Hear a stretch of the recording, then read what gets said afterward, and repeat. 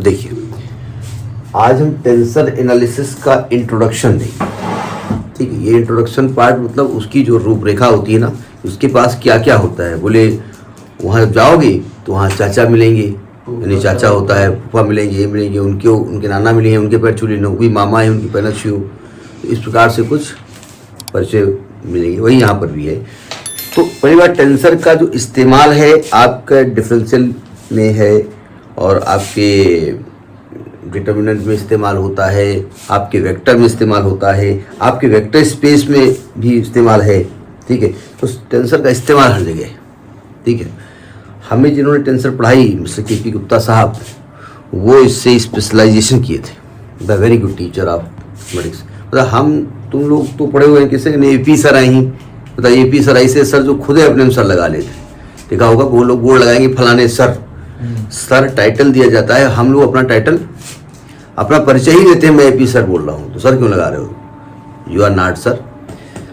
के पी गुप्ता साहब PPN college की बहुत बहुत बहुत बहुत अच्छे टीचर होंगे ही। अब हम तो 96 में किए हैं, तो अभी भी होंगे, पता नहीं, भगवान करे हो। देखिए, बेसिक इंट्रोडक्शन में सबसे पहले देखो, जैसे यहाँ पर जो चीज़ें आएंगी, जैसे हमारे डिटर्मिनेंट की बात की जाएगी, हम बहुत अंदर डिटर्मिनेंट की नहीं जाएंगे, डिटर्मिनेंट की बात की जाएगी। तो भाई उसको लिखा कैसे जाएगा। हम डिटर्मिनेंट को ऐसे लिखते थे या मैट्रिक्स लिखते थे, बना दिया बॉक्स, उसके अंदर लिख दिया। देखिए, जो मैट्रिक्स में मैट्रिक्स बात करता हूँ, जो मैट्रिक्स होती है, इन एलिमेंट को A11 लिखते थे, A12 लिखते थे, A13 लिखते थे, A21 लिखते थे, A22 लिखते थे, A23 लिखते थे, ऐसे लिखते थे। हमें यही बंद किया जा रहा है। तो यानी कि जो पहला इसका एक सिंबल है वो रो को रिप्रेजेंट करता है, और दूसरा सिंबल कॉलम को करेगा। तो हम डिटर्मिनेंट को जो कहीं लिखेंगे तो हम AIJ लिखेंगे। AIJ लिखे तो समझ गए कि ith रो jth कॉलम का एलिमेंट है। ये डिटर्मिनेंट नहीं है, ये एलिमेंट है। अगर हम इसको ऐसे बंद कर दें तो मैट्रिक्स हो गई, और अगर हम इसको ऐसे बंद कर दें तो डिटर्मिनेंट हो गई। ठीक है, तो डिटर्मिनेंट को लिखने का तरीका क्या होता है, ये AIJ ऐसे लिखेंगे, और इसको आप एक बंद करते हैं, ये डिटर्मिनेंट हो जाएगी। ठीक है, इसका कुछ नाम दे दो, स्मॉल ऐसे दे दो, कैपिटल ऐसे दे दो, कोई भी नाम देना हो दे दो। तो डिटर्मिनेंट लिखने का तरीका होता है। और यहाँ पर जो ऑर्डर होगा, चूंकि डिटर्मिनेंट स्क्वायर होती है, तो इसका ऑर्डर m क्रॉस m ही लिखेंगे हम, सॉरी m क्रॉस n नहीं लिखेंगे, m क्रॉस m लिखेंगे, क्योंकि मैट्रिक्स तो किसी भी ऑर्डर की हो सकती है, लेकिन डिटर्मिनेंट के लिए कंडीशन ये है स्क्वायर होनी चाहिए। ठीक है, इसी प्रकार से डिटर्मिनेंट है। इसी प्रकार से मान लिया डिफरेंशिएशन करना है ऑफ डिटर्मिनेंट, ये मॉड नहीं है, जान लीजिए, इट इज डिटर्मिनेंट। ठीक है, इसका डिफरेंशिएशन करना है। मैं फिलहाल इसका नाम तो ए लिखे दे रहा हूँ, और हमने कहा ये जो फंक्शन है, मान लीजिए ये F1 है, ये F2 है, ये F3 है, ये phi1 है, ये phi2 है, ये phi3 है, ये H1 है, ये H2 है, ये H3 है। ये सभी x के फंक्शन है। ठीक है, ये भी हो सकता है कि एक रो x की फंक्शन हो, अन्य रो कांस्टेंट हो, वो एक अलग की बात है। फिलहाल हम x का फंक्शन लेके चल रहे हैं, और हमने कहा आप इस डिटर्मिनेंट को x के रेस्पेक्ट में, जिसके भी वो फंक्शन है, के रेस्पेक्ट में डिफरेंशिएट करो। तो क्या डिटर्मिनेंट का डिफरेंशिएशन पढ़ाया गया है आपको? नहीं पढ़ाया गया, वेरी गुड। ये इंटरमीडिएट लेवल में पढ़ाया जाता है। देखिए, सब तरीका इसका क्या होता है। तरीका होता है, पहले इसकी फर्स्ट रो या फर्स्ट कॉलम, जो भी आप ले लें, रो ले लें तो रो ले लें, कॉलम ले लें तो कॉलम ले लें। पहले आप फर्स्ट रो को डिफरेंशिएट कर दीजिए। तो यानी कि इसका हो गया F1 डैश, डैश का मतलब डिफरेंशिएशन होता है, इसका F2 डैश, इसका F3 डैश, और इसे आप मत छेड़िए, इसको आप ऐसे ही लिखा रहने दो, H1 H2 H3 प्लस। इसके बाद क्या करेंगे हम, अब सेकेंड रो को डिफरेंशिएट करेंगे, और फर्स्ट और थर्ड को नहीं छोड़ेंगे, छुएंगे F1 F2 F3, ये phi1 डैश, ये phi2 डैश, ये phi3 डैश, ये H1, ये H2, ये H3, और प्लस। इसके बाद क्या करेंगे, थर्ड को डिफरेंशिएट करेंगे। ठीक है, तो यहाँ पर F1 F2 F3 phi1 phi2 phi3 H1 dash H2 dash H3 dash. ये तरीका होता है डिटर्मिनेंट को डिफरेंशिएट करने का, ठीक है। बारी से हाँ।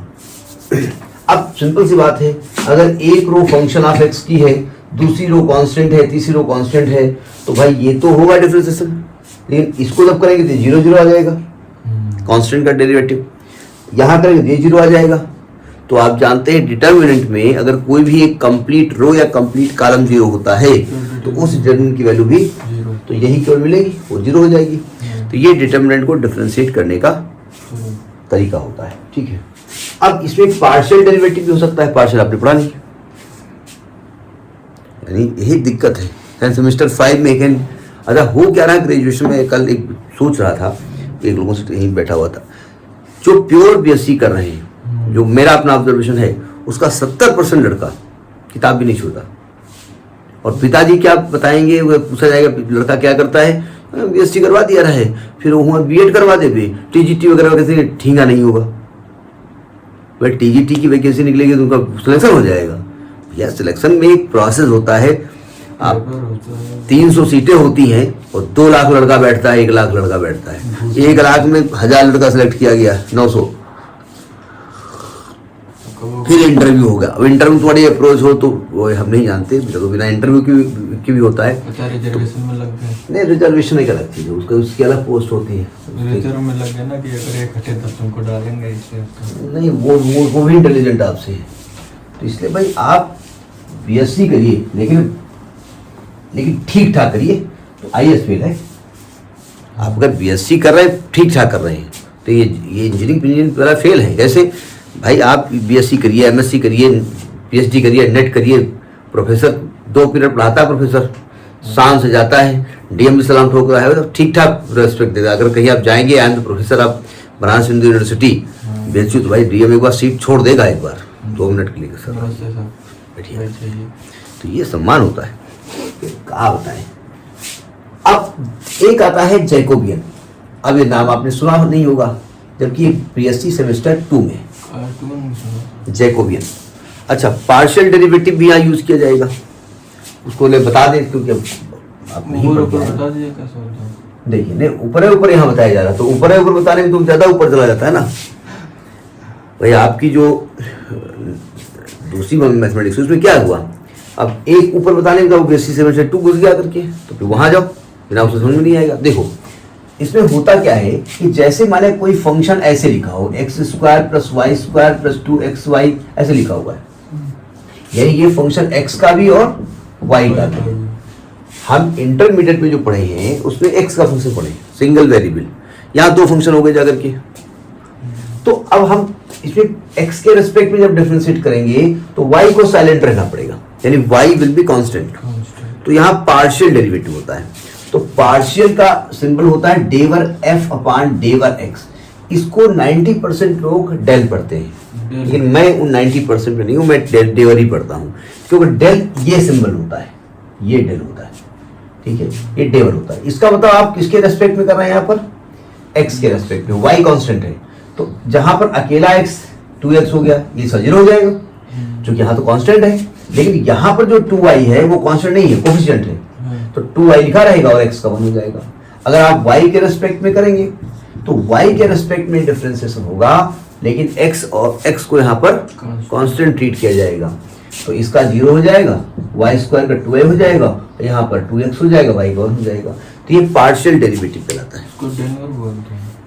डेवर, जैसे देवर नहीं होता है, देवर जी चीनी ले आओ, तो इसको डेवर बोलते हैं। हम तो डेवर ही बोलते हैं, हमारे प्रोफेसर ने डेवर ही पढ़ाया है, लेकिन हम कुछ यूट्यूब में कुछ लोगों ने देखा तो डेल ही पढ़ाते हैं, तो वो डेल भी ठीक है, अब नाम है तो हमारे कुत्ते का नाम बादशाह है, तो यहाँ बादशाह अकबर हुआ करते थे, हम उसका नाम रखे पड़े हैं।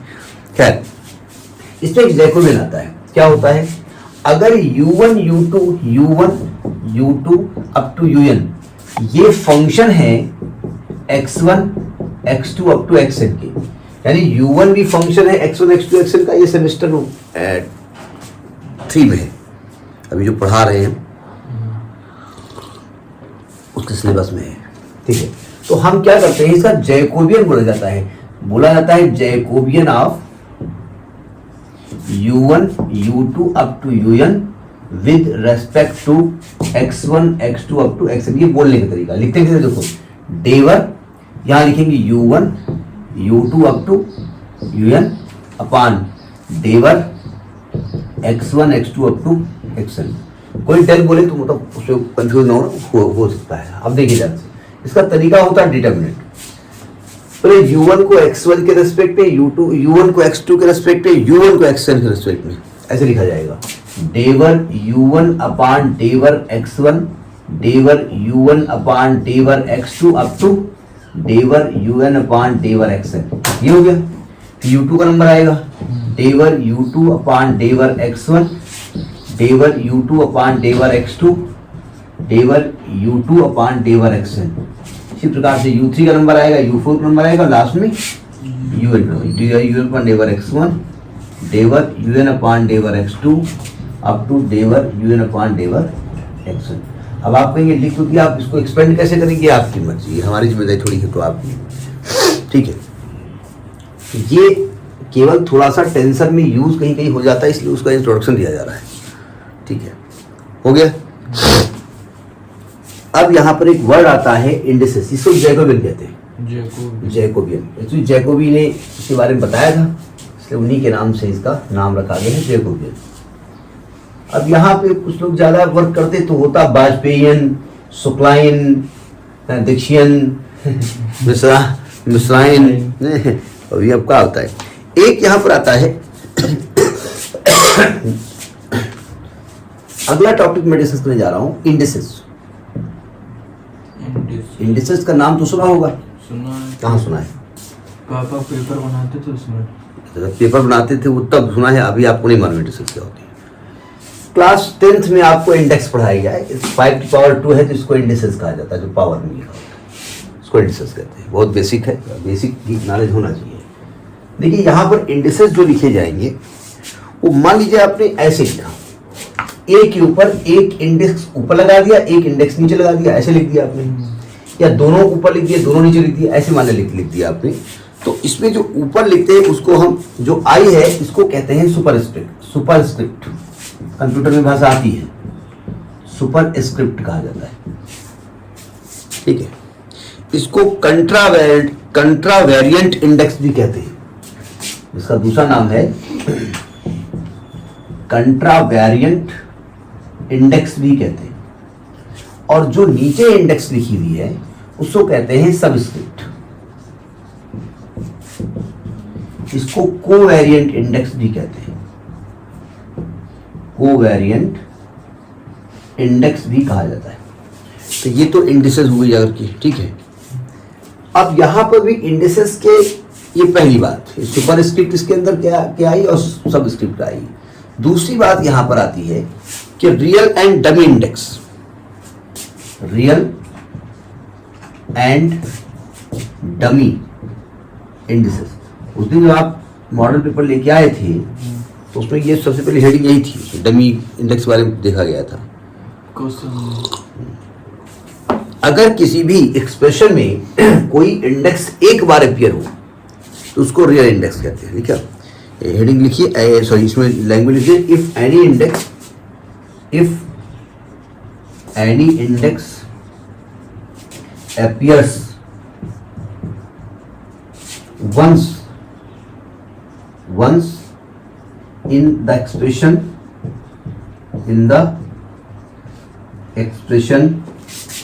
then it is known as real index real index, या इसको फ्री इंडेक्स कहते हैं। और 90% फ्री इंडेक्स नाम लिख करके आता है, तो आपका रियल इंडेक्स को फ्री इंडेक्स भी कहा जाता है, ठीक है। ये तो पहले रियल की डेफिनेशन हो गई। और अगर कोई इंडेक्स 2 बार आता है तो उसको 2 बार आए तो उसको क्या कहेंगे हम, डमी इंडेक्स। तो an index repeated twice is known as, अब जरा देखिए, एक तो नाम इसका डमी इंडेक्स है, डमी इंडेक्स, दूसरा नाम इसका है डेक्स्ट्रल इंडेक्स भी कहते हैं इसको, डेक्स्ट्रल इंडेक्स कहते हैं। तीसरा इसका नाम है अम्ब्रल इंडेक्स, अम्ब्रल इंडेक्स। लेकिन 90% जो नाम होता है वो डमी इंडेक्स होता है, ठीक है। जैसे मैं एक इंडेक्स लिखता हूं, जैसे मैंने एक इंडेक्स लिखा AIIJ, ऐसे लिखा हुआ है, लिखा हुआ आगे आएगा, कई बार इसका यूज होगा। तो यहां पर I 2 बार रिपीट हुआ है, ठीक है, और J सिंगल बार है, तो I यहां पर जो है वो डमी इंडेक्स है, डमी इंडेक्स है, और J यहां पर जो है वो रियल इंडेक्स है या फ्री इंडेक्स है। नाम फ्री ज्यादा आएगा, फ्री इंडेक्स कहलाता है। और ऐसा नहीं कि आई एक साथ ही आया हुआ है, वो ऐसे भी हो सकता है, आपका होगा AIIJ भी हो सकता है, ऐसे भी हो सकता है, बस 2 बार आना चाहिए वो। अभी ये तो नहीं कहा कि एक साथ है, ठीक है। एक आता है similar and dissimilar indexes, note कर लिया, सिमिलर एंड डिसिमिलर इंडेक्सेस, ये सब नाम है, इनका बेसिक फंडा पढ़ने का तरीका है, बिना उसके समझ नहीं आएगा। सिमिलर, बहुत सारी चीजें लिख के हमने रखी, कौन कौन से पॉइंट डिस्कस करने हैं। Similar and dissimilar, similar indices और इंडेक्स में आज अंतर जानते होंगे। Indices is the plural of, हाँ देखिए, जितने भी सुपरस्क्रिप्ट्स हैं, जितने भी सबस्क्रिप्ट्स हैं, ये सिमिलर कहलाते हैं। मतलब अगर 2 सुपर में है तो दोनों सिमिलर हैं, 2 सब में है दोनों सिमिलर हैं, ठीक है। तो आप लिखेंगे, पहली चीज इसमें आएगी कि all superscripts, superscripts are similar indices, इन्हें सिमिलर कहते हैं, सिमिलर इंडिसेस। और ऑल सबस्क्रिप्ट्स भी जो है सिमिलर इंडिसेस कहलाते हैं। और एक सुपर और एक sub, one super and one subscript is known as dissimilar indices, dissimilar indices, इन्हें डिसिमिलर इंडिसेस कहते हैं, ठीक है। जैसे मैं आपसे कहूं, मैं एक एग्जांपल ले लेता हूं, मैं आपसे कहूं AIJ, बड़ा गंदा है, तो राइटिंग गंदी है, AIJLM, ठीक है। अब जरा ध्यान से देखिए, सुपर में कौन कौन से इंडिसेस लिखे हुए हैं? I और J लिखे हुए हैं, तो I और J दोनों कैसे हैं? सिमिलर इंडिसेस हैं।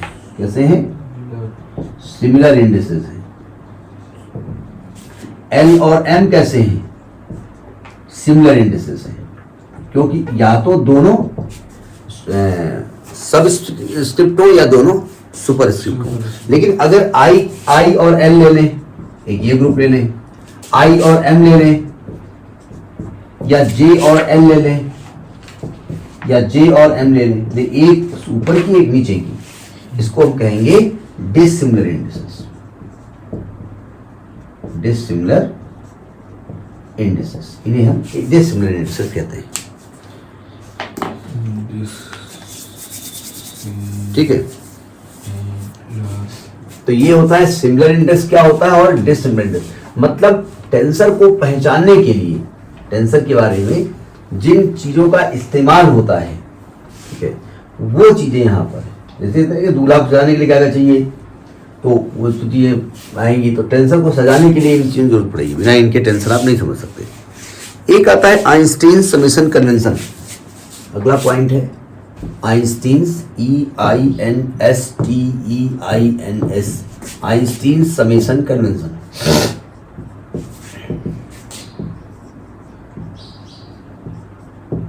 ये बहुत वो नहीं है, जरा देखिएगा, पहले इसका समझा दिया जाए फिर बात की जाए।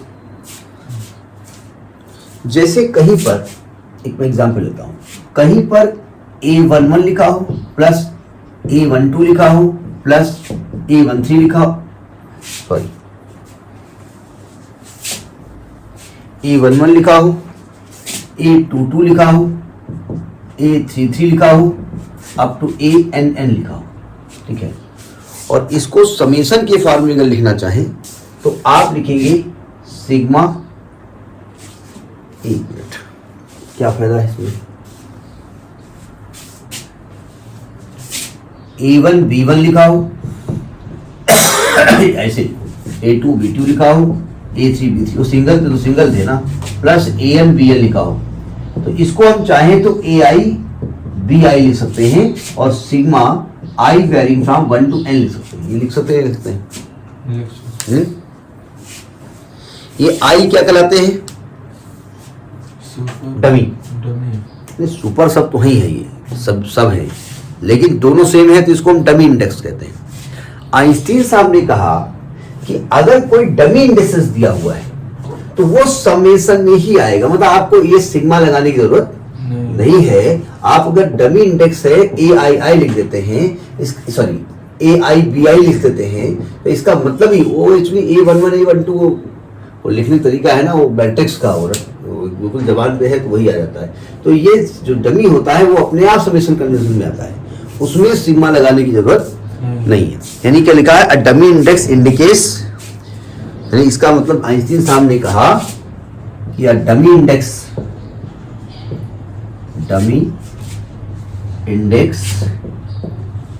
indicates the summation convention itself, the summation over itself, the summation over itself, यानी आपको वहां पर सिग्मा लगाने की जरूरत नहीं है, इसका मतलब ही वहां समेशन लिखा हुआ है, ठीक है। जैसे एक और ले लेते हैं एग्जांपल, एक और एग्जांपल ले लेते हैं। जैसे हमने कहा A1I B1J plus A2I B2J plus A3I B3J plus A4I B4J plus ANI BNJ। अब बताओ इसको सिग्मा के रूप में कैसे लिख सकते हैं? ये डमी के चक्कर में पड़ी है। इसमें कौन चीज है जो सम के रूप में चेंज हो रही है?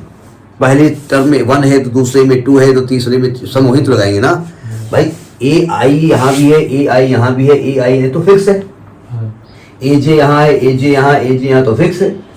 लेकिन पहले टर्म में ये 1 है, दूसरे में 2 है, तीसरे में 3 है, तो समेशन किस पे लग रहा है? इस पे लग रहा है ना।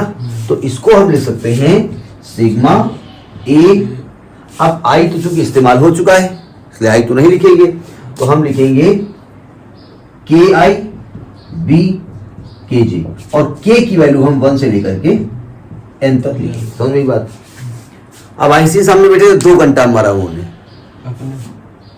अपने काहे मारेंगे? सामने वाले को मारा, हमको मारा, क्यों? तो कहें चूतिया होगा। क्यों? उन्होंने कहा कि एक ऐसा इंडेक्स है, सिमिलर है ना, डमी है ना। उन्होंने कहा जब डमी इंडेक्स होता है तो समेशन वो अपने आप माना जाता है, आपको सिग्मा लगाने की जरूरत नहीं है। तो हमने कहा वो हम आपका वाला बाद में समझा रहे हैं ना, तो हम बाद में लिखेंगे, तो हम बाद में लिखेंगे KI BKJ। ये आपका आइंस्टीन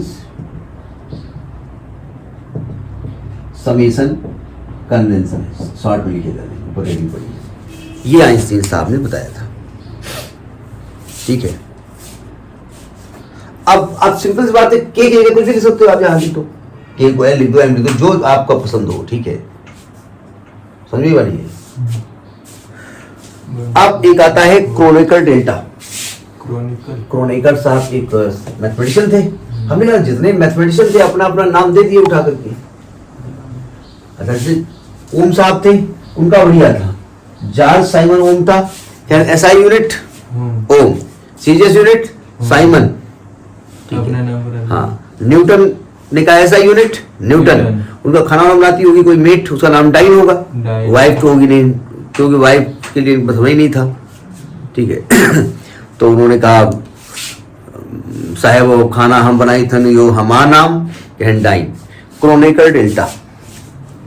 नेक्स्ट आता है KRONECKER,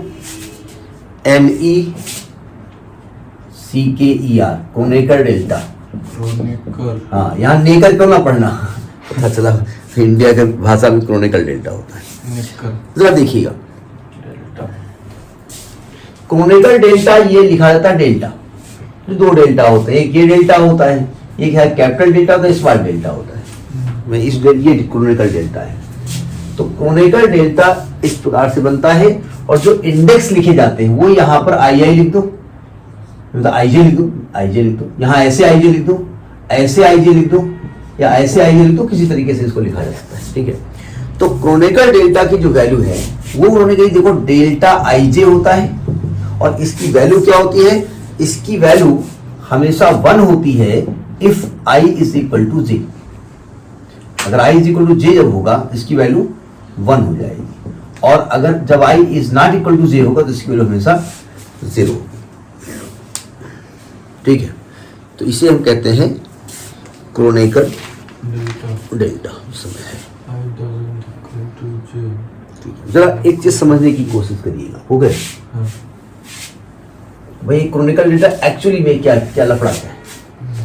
देखिए, जैसे आप यहां पर एक नोटिंग करके समझा देते हैं, जैसे आप कोऑर्डिनेट सिस्टम के बारे में बात करते हैं, कोऑर्डिनेट सिस्टम, तो एक तो आप एक्स कोऑर्डिनेट, एक 2 डायमेंशन होता है, एक 3 डायमेंशन होता है।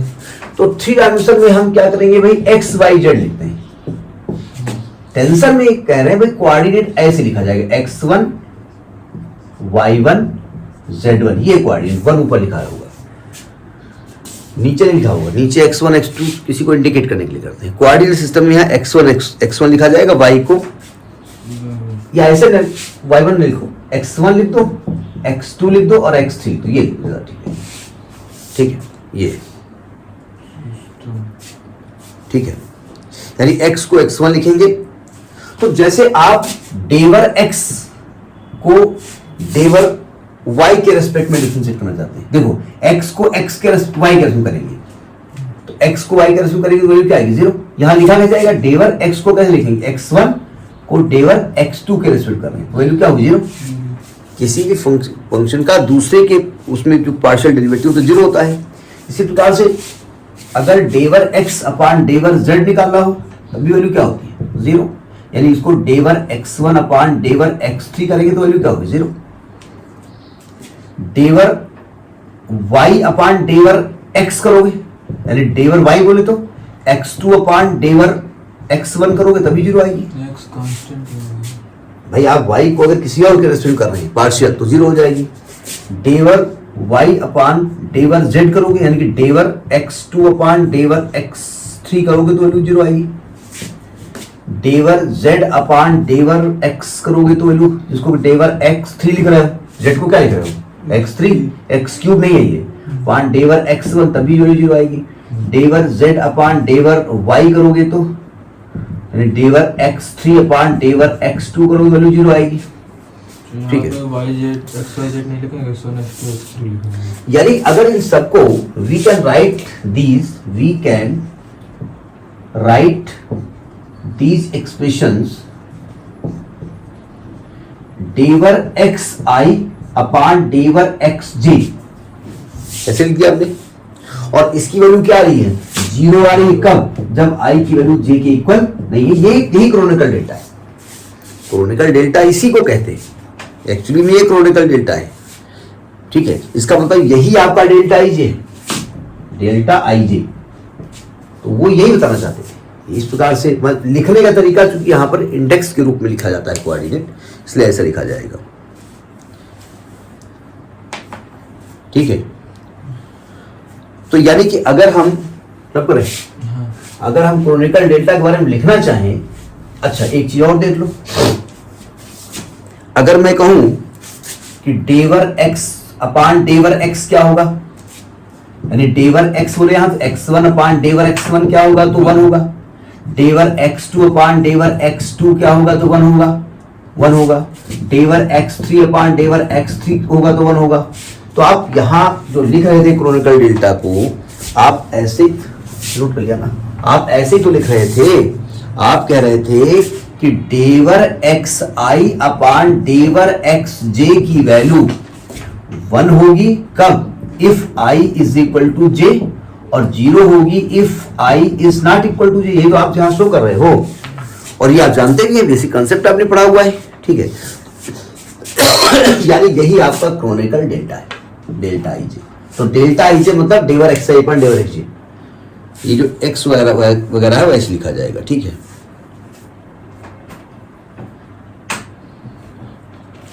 यानी एक्स आई यहां पर क्या है, एक कोऑर्डिनेट सिस्टम है। जो एक्स आई आप लिख रहे हो ऊपर, ये कोऑर्डिनेट सिस्टम है, कोऑर्डिनेट सिस्टम मतलब कोऑर्डिनेट सिस्टम को लिखने का तरीका हमारे पास है, ठीक है। हाँ, अब एक चीज और देख लिया जाए, ये बेसिक कंसेप्ट ऑफ टेंसर है। अभी बेसिक और चलेगा, एक आधे दिन इसकी पूरी होगी।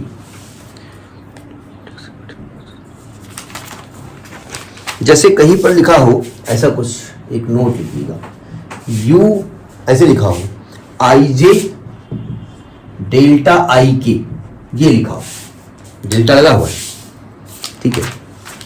ये एक्चुअली क्या लिखा हुआ है, क्रोनिकल डेल्टा नहीं, क्रोनिकल डेल्टा लिखा, ये लिखा क्या है, ये यू है, ए भी हो सकता है। अब आपने देख के पहचाने नहीं, आपने देखा आई 2 बार आया हुआ है, आई 2 बार आता है तो उसे कौन सा इंडेक्स कहते हैं, उसको कहते हैं डमी इंडेक्स, डमी इंडेक्स कहते हैं। और आइंस्टीन साहब ने कहा अगर डमी इंडेक्स है तो उस पर सम लगेगा नहीं, यानी कि according to Einstein summation convention हम इसको आई को क्या क्या लिख सकते हैं, पहले 1 लिखेंगे, 1j delta 1k plus delta क्या लिख रहे हैं, तो डेल्टा यू सब अलग अलग खानदान के है ना, u 2j delta 2k plus u 3j delta 3k, last में आएगा u kj डेल्टा kk भी आ सकता है, और भी कुछ हो सकता है, डेल्टा nj, अरे यार u लिखो, u nj डेल्टा nk भी आ सकता है, ऐसे जहां तक वैल्यू जाए, फिलहाल n तक लिख रहे हैं, ये लिखेंगे ना। तो आप देखेंगे डेल्टा जहां पर डिफरेंट वैल्यू, उसकी वैल्यू क्या आएगी 0, तो अल्टीमेटली क्या आने वाला है, केवल आपको वैल्यू क्या मिलने वाली है, ये मिलने वाली है ना। यानी कि आपको जो यू आई जे डेल्टा आई के क्या मिलने वाला है, यू जे के मिलने वाला है, सही कर रहा हूं मैं, एक समय आएगा कि जो वैल्यू सेम हो जाएगी। यानी ये अब आपने यहां पे पकड़ा क्या समझाया कि जो आपका ये सुपर सबस्क्रिप्ट बराबर वाले हट गए और केवल ये बचे, मतलब डमी हट गए, सुपर सब ना कहिए कंफ्यूज हो गए, डमी हट गए और ये कुछ बचा, ठीक है। ये आपका आई नीचे भी आ सकता था, यहाँ ये आई ऊपर भी आ सकता था, ये आई यहाँ भी हो सकता था ना भाई, यू 1j डेल्टा 1k, क्योंकि 0 से ये कर रहा है ना, इस यू से क्या मतलब है, नहीं समझे, मतलब अगर आपका ऐसे लिखा होता यू आई जे डेल्टा आई के, तो आई तभी डमी है, तो आपका आएगा यू 1j डेल्टा 1k, तो फिर 0 हो गया, और एक जगह आएगा यू kj डेल्टा kk, तो ये वैल्यू 1 हो, ये बचेगा यू kj। चलिए डमी हट करके डमी की जगह वो डमी की जगह आपको यहाँ ये जे यहाँ शिफ्ट हो जाएगा, तो मेरी बात नहीं है। तो ये आपका, यानी कि अगर कहीं पर ऐसा लिखा हो डेल्टा आई जे लिखा हो और डेल्टा जे के लिखा हो, तो क्या लिखा जाएगा इसको, डेल्टा आई के लिखा जाएगा, ठीक। तो ये आपका टेंसर एनालिसिस का इंट्रोडक्टरी क्लास है, जिसमें टेंसर के कुछ कंसेप्ट है, और भी भाई ज्योमेट्री में भी इसका इस्तेमाल होता है, ठीक है, डायरेक्शन कोसाइन में भी इसका इस्तेमाल है, तो कुछ बातें हम नेक्स्ट क्लास में करेंगे, समझ में बात आ गई होगी, ठीक, करिए इसको।